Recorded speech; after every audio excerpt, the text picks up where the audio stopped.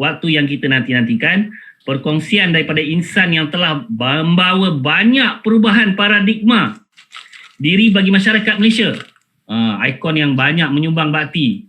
So idola dan juga kesayangan seluruh masyarakat pelbagai bangsa dan pelbagai masyarakat, lapisan masyarakat. So ramai bangsa Melayu, Cina, India, Mak Saleh, bukan Mak Saleh, bangsa kulit putih, kulit perang, semua sekali lah. So terima kasih sekali lagi Datuk dari kami kerana sudi luangkan masa untuk bersama-sama dengan usahawan pada FB Live pada malam ni. So perkongsian pada malam ni yang tidak asing lagi kepada semua usahawan yang bertajuk rezeki bukan untuk dicari saja, bahkan untuk dijemput sekali. Biasa kita dengar biasa orang dengar kita mencari rezeki, cari pagi, kais pagi makan pagi, kais petang simpan untuk esok malam, kan. So kali ini perkongsian Datuk adalah berkaitan dengan menjemput sekali rezeki itu macam mana. Okey, soalan Datuk, isunya macam ni, isunya kadang-kadang rezeki ni macam ada yang rasa macam terimpit, tersekat. Kadang-kadang kita rasa macam sukar, macam ada halangan, macam ada kekangan. Jadi mungkin malam ni Datuk boleh berkongsi, boleh sharekan satu formula baru ke, ataupun mungkin formula tu dah turun-temurun, dah evergreen, yang Datuk boleh kongsikan tentang bagaimana kita nak mencari rezeki itu sendiri.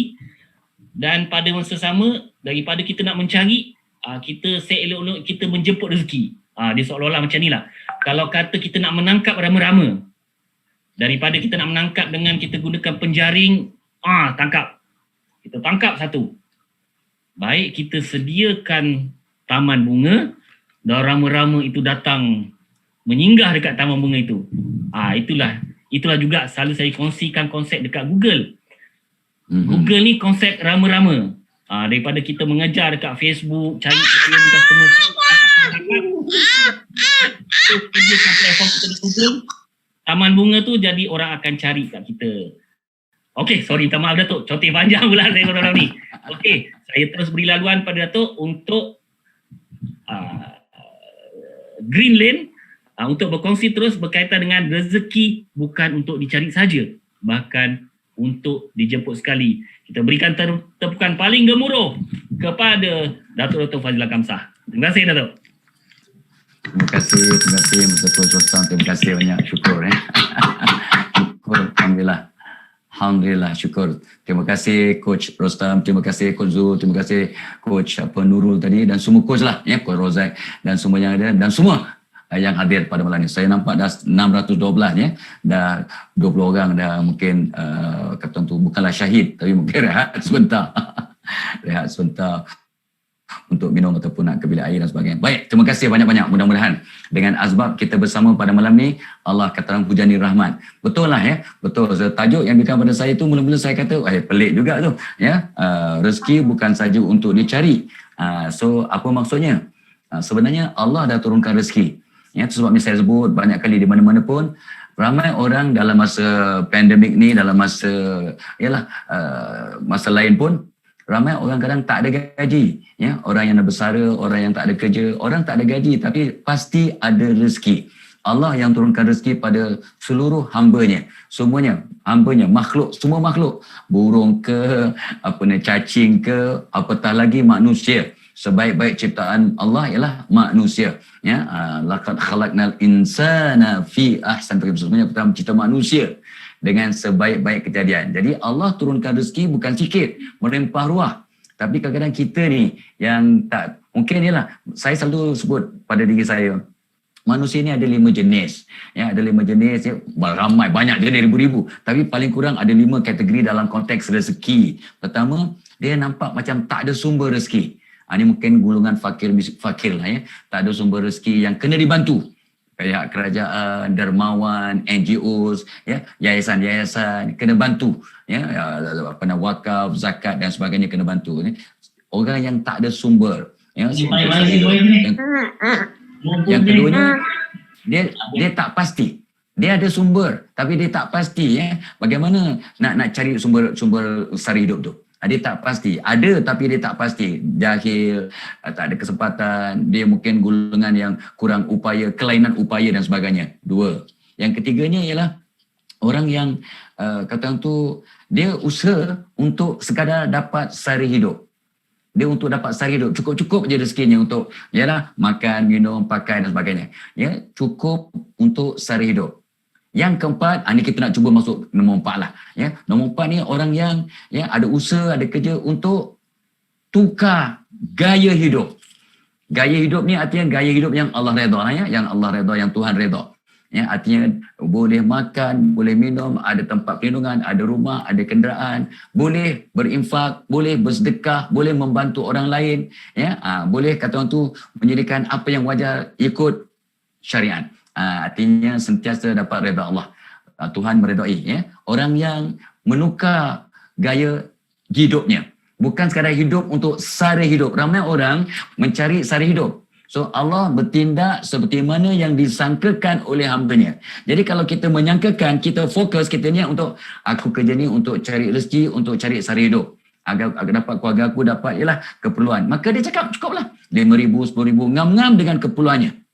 Tapi kalau dia niat, wahai Allah, berikan aku rezeki melimpah ruah supaya aku dapat tukar gaya hidup aku. Di samping aku cukup untuk tolong keluargaku, aku mampu tolong mak bapak, untuk hantar mak bapak aku umrah atau haji, tolong adik-beradik aku yang tak mampu, tolong siapa-siapa yang jiran tetangga yang perlukan bantuan, aku dapat bantu. Ini dia, menukar gaya hidup. Bukan sekadar fokus pada sara hidup, just to survive, tapi tukar cara hidup. Ni yang keempat. Mudah-mudahan Allah redha. Yang kelima ni, bukan tukar cara hidup. Dia bukannya tukar gaya hidup, tapi dia hidup nak bergaya. Ini yang kelima ni, terpulanglah kalau dia hidup yang bergaya tapi masih ikut syariat, dan dia selamat dunia dan akhirat. Tapi kalau dia tukar hidup bergaya tapi dalam konteks yang ada sombong, ada riak, ada takabur, ada menunjuk, ada kata orang tu kezaliman, ada penindasan, maka dia akan sengsara. Jadi kita nak masuk golongan yang terbaiklah, mudah-mudahan golongan yang keempat. Artinya kita tukar gaya hidup kita dalam bentuk yang kita mampu, sebabnya ada kata orang tu grant melalui Shopee tadi tu, grant Shopee yang disalurkan melalui yayasan ngaji tadi. Mari Ngaji, masya-Allah, sangat luar biasa, sangat bagus. Sangat baik usaha ni. Mudah-mudahan bukan untuk sekadar sara hidup, mencari hidup, tapi menukar gaya hidup kepada gaya yang kata orang tu bukan bermewah-mewah, tapi artinya cukup apa keperluan dan dapat membantu. Sebab rezeki bukan untuk digunakan saja. Rezeki kena dicari dengan cara betul, digunakan, diagihkan, diinfakkan, dikeluarkan zakat, dan ada yang dilabur, ada yang disimpan, dan ada juga untuk membantu orang lain. Jadi jangan lupa dalam rezeki kita ada hak orang lain. Itu ramai orang terlupa. Dan jangan sangka dia macam Coach Zul okeylah, Coach Nurul bolehlah dia kaya, Coach Rostam bolehlah dia loaded. Orang kaya yang bersedekah, membantu sangat bagus. Tapi orang miskin yang membantu sangat digalakkan. Sebabnya disebut, bersegeralah kamu untuk mengelakkan diri kamu daripada api neraka dengan bersedekah, walaupun dengan sebiji tamar. Jadi bersedekah itu dapat mengelakkan api neraka. Dan Nabi sebut dalam konteks yang berbeza dan ada kaitan dengan isu kita malam ini, orang yang bersedekah tidak akan miskin, tidak akan jatuh miskin kecuali bertambah. 3 kali Nabi sebut bertambah. Meaning to say, kalau kita contribute, kita tolong orang lain, walaupun kita kadang-kadang yang ngam-ngam aja, cukup-cukup aja. Ni kalau aku bagi sedekah ni, takut lari bajet. Kan pernah kita dengar kisah yang saya pernah sebut juga dulu, di mana orang tu baru kena buang kerja, dalam wallet dia ada $4. Ni berlaku di Amerika, $4. Semua dah dengar kisah ni, saya ulang sengaja saya ulang $4 dalam wallet dia, nama dia Muhammad. Tapi dia nampak ada orang mohon bantuan sebab dia sakit, perlukan $150,000. Dia pun dermakan $2 daripada $4. Jadi bila dia bagi $2, orang lain bagi 5, 10, 50. Jadi denominator ataupun quantum yang biasalah 5, 10, 20, tapi dia $2. Jadi unik. Jadi bila $2, orang tanya, kenapa $2 tuan?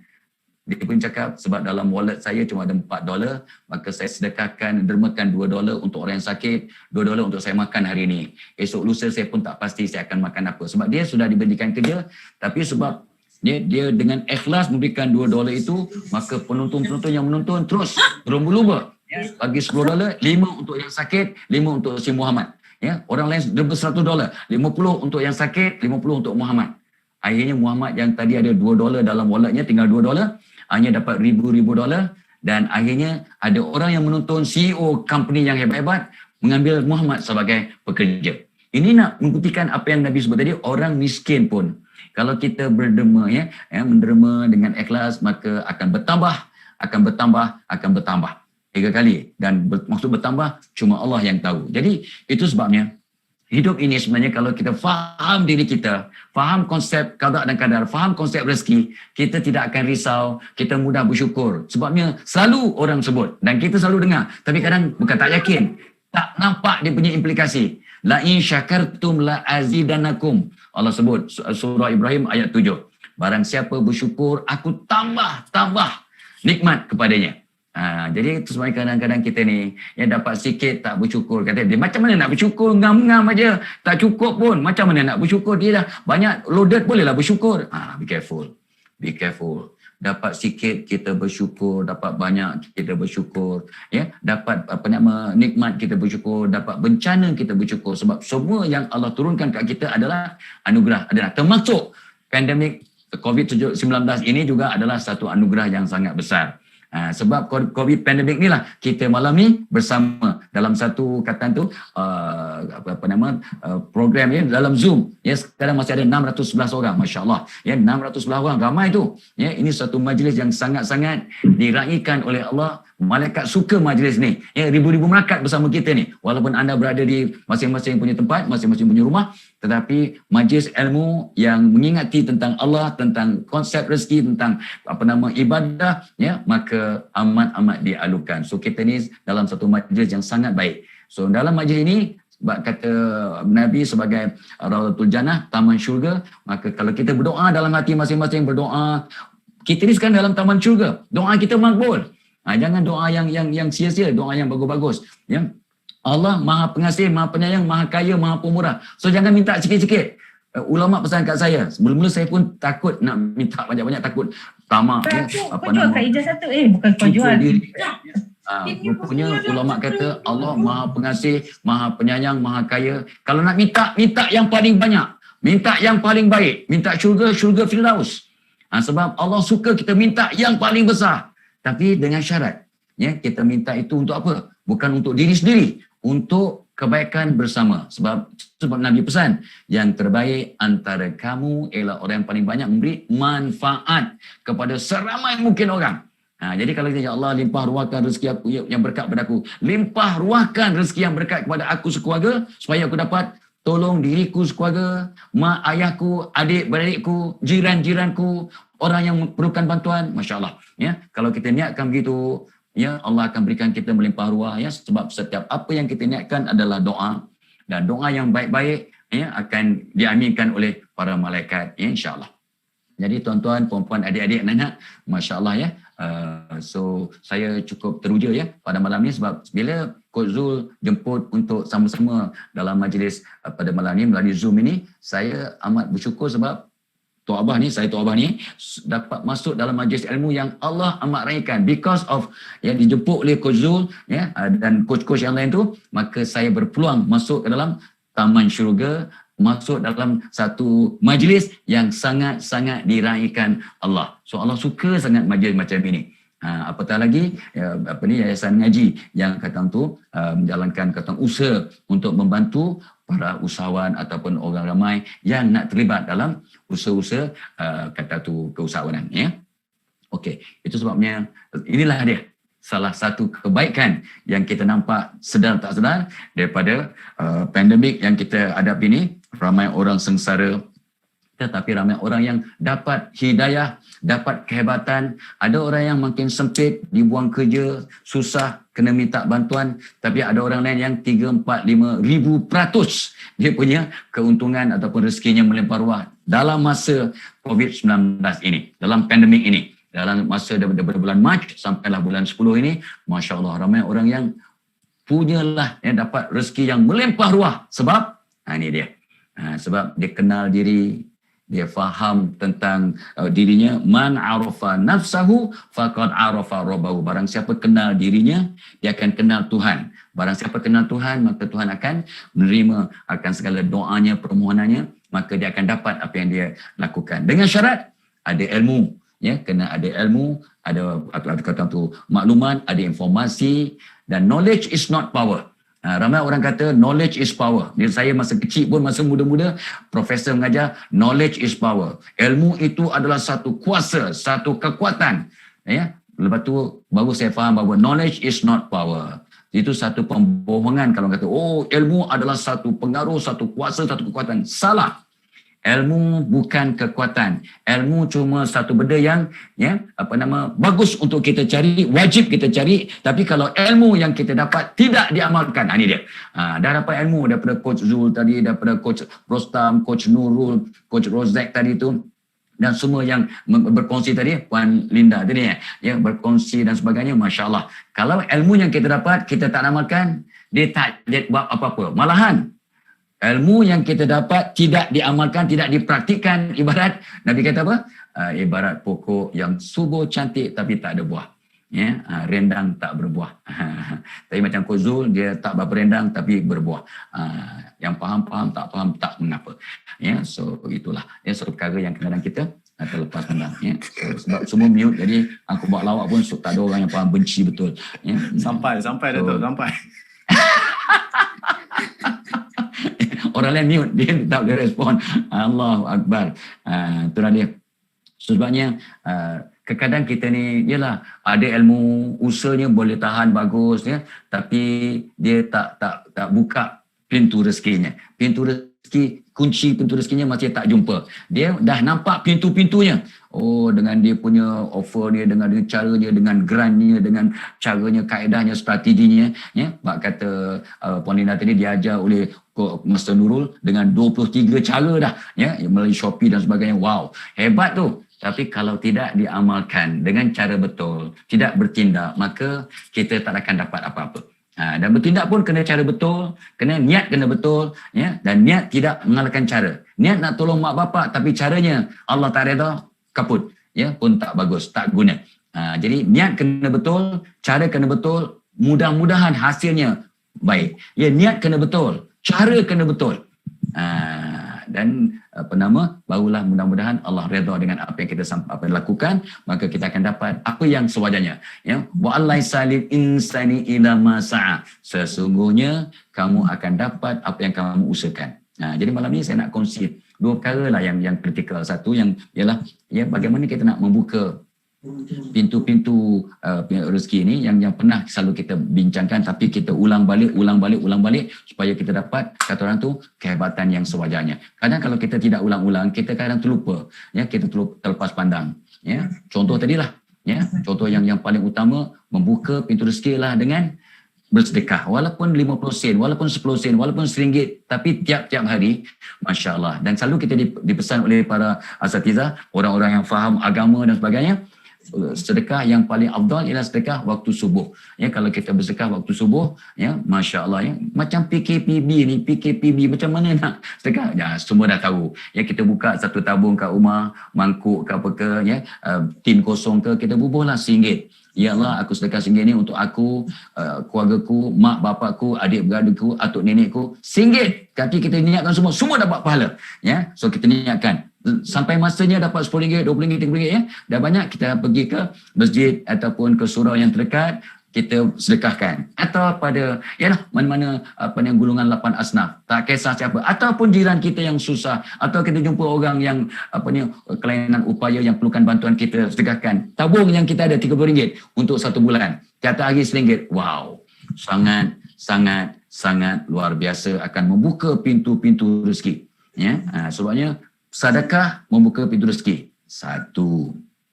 Yang keduanya selalu kita dapat di internet, ya. Barang siapa yang tidak mendoakan ibu bapanya akan tertutup pintu rezeki. Sabda Nabi sallallahu alaihi wasallam, ya. Barang siapa yang terlupa nak doakan mak bapak, tertutup pintu rezeki. Jadi kita ambil pengajaran ya, kias daripada hadis tadi, barang siapa yang mendoakan mak bapaknya setiap hari, ya, jangan sekali, jangan sekadar 5 kali. Tiap-tiap kali teringat mak bapak kita, ayah mak ayah kita yang masih hidup, apatah lagi yang sudah meninggal dunia, kita angkat tangan terus berdoa. Anak-anak yang mendoakan mak bapaknya akan terbuka pintu rezeki dan mudah-mudahan dianjakkan tarikh ajal. Masya Allah, ya. Jadi itu satu senjata yang sangat besar, tapi kadang-kadang kita terlepas pandang. Ayah, aku doakan mak bapak aku, ya. Itu sebabnya pernah saya cerita dulu dan anda biasa dengar, ya, bila seorang syekh memberitahu anak muridnya, barang siapa yang mendoakan ibu bapanya 5 kali sehari, dia anak derhaka. Kan macam mana, ya, 5 kali sehari pun anak derhaka, apa punya syekh ni? Ni ajaran sesat ni. 5 kali lepas sembahyang doakan pun masih anak derhaka.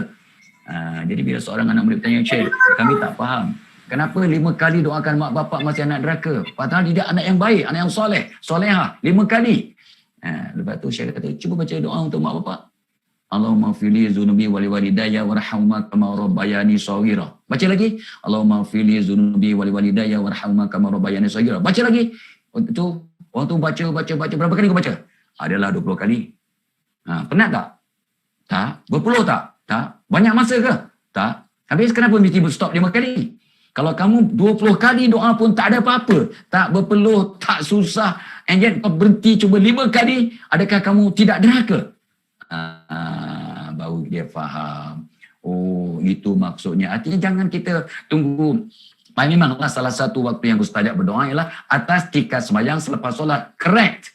Tetapi kita tak tahu. Bila kita teringat, kata guru saya Allahyarham Musa Harun, dia kata apa? Bila kita teringat mak ayah kita dan kita teringat untuk doa, waktu itulah malaikat bersedia untuk menyambut doa kita. Bila kita teringat, kita dalam kereta, ya, kita angkat tangan sebelah tangan lah, jangan dua belah tangan yang lebih buruk. Ya, sebelah tangan, angkat tangan doakan mak ayah.